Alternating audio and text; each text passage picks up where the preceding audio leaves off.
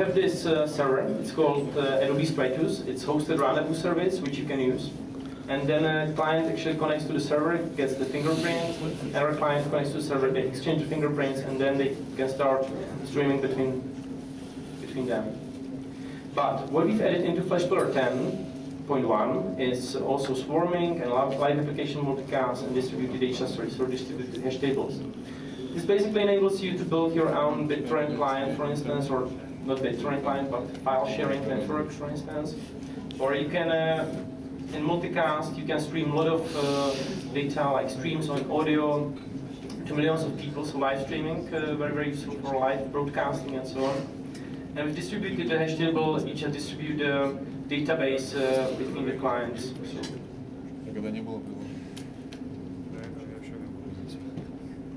This is how it was working with Flash Media Server. So if you were building your own voice over IP application, you send the stream to the server, and it was distributed to the other client the same way back, and the total load on the network was 2 megabit.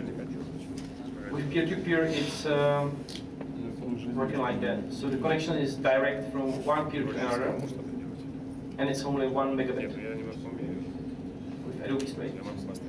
So if I get a chance to connect to the internet, I would show you this little game. It's basically a mill that's backed with chess mostly, and enables you to play this game through peer-to-peer. You can also build your own, for instance, telephone on internet and put it on Facebook and enable users to phone from one browser to another browser. And how it works. So as I mentioned, we use this hosted rendezvous service. It's called Adobe Stratus. You can find it on labs.adobe.com. The address is stratus.adobe.com, and it looks like Flash Media Server, but it's not Flash Media Server. It doesn't have those features like server-side scripting and client-server streaming and so on. But Adobe Stratus, this feature is going to be part of the future Flash Media Server. Do you plan to make it public available, commercially available? Commercially available, Adobe Stratus. Do you sell it? Yeah, we sell it. How much? So we have currently we have two possibilities. So one of them is Adobe Stratus. This is not commercial use. Then you can use lifecycle collaboration services, which is for commercial use. This is for now. And in the future, it's going to be part of Flash Media Server. So we'll be able to buy Flash Media Server and like make the service on your own clients. Is it okay for you? Or you can buy Flash Media Server next generation and sell it, like provide rendezvous service for others and make money on it. It's emerging technology, so we don't want Adobe Stratus to be commercial because we still test and develop new Flash Media technologies on the server, you know. So this is why it's non-commercial, and it doesn't have any support and so on. So we really would like you to have your own, like, let's say, server with Flash Media Server running. How it works? So we have this protocol. It's called Real-Time Media Flow Protocol. It's based on UDP. So it's lossy, but it has better latency than a TCP/IP RTMP protocol. And it's also secure protocol, and it's encrypted with 128-bit AES. And you need to accept every incoming connection. So you are actually writing your own server on the client in peer-to-peer. So you write all the server-side logic on the client. So all these controls and passwords and security roles and rights and so on.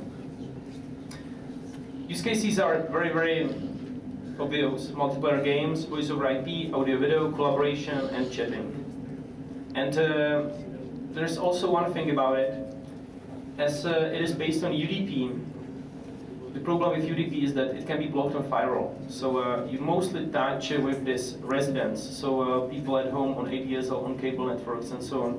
But people who are in enterprises, in companies, mostly have like a firewall, so it doesn't go through the firewall if it's UDP blocked. But If you can't connect through the firewall, you can use firewall fallback to RTMP, Flash Media Server, and connect these two worlds together. So it can be solved easily using Flash Media Server as the client between. And you can also solve it in Flash Player. You can set the RTMFP turn proxy, but this must be set in your MS config file of Flash Player, so by admin. So a couple of things we've added here. One of them is group and multicast. These classes, group specifier, is basically where you define group. Then you can manage the group using netgroup class, and then we've also updated the netstream class. And this is how, for instance, work the multicast. They broadcast from one client to, for instance, these two clients, and then distribute the stream between them. And if you upload or broadcast, for instance, like 1 megabit stream, it doesn't have to mean that you have to restream 1 megabit stream. You just restream the chunks of data. You actually have the possibility, you know. So if you have like upload 100K, then you upload only 100K, and the stream is constructed from 5 or 10 clients together. You can also deploy peer-to-peer games on Facebook. This is perfect, and this means that you don't need like an infrastructure for this. You just place the game on Facebook, and you basically have no cost for this game. So what is next? Next is that you can build your own live streaming solution using native multicast and application level multicast. So application level multicast works the way that stream is distributed from one client to another.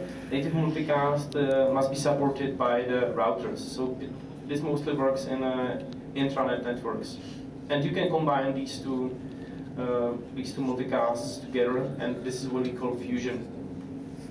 So thank you very much for coming, and if you have any questions, you can either ask me on email or you can write me on Twitter, and if you have questions now, let's go.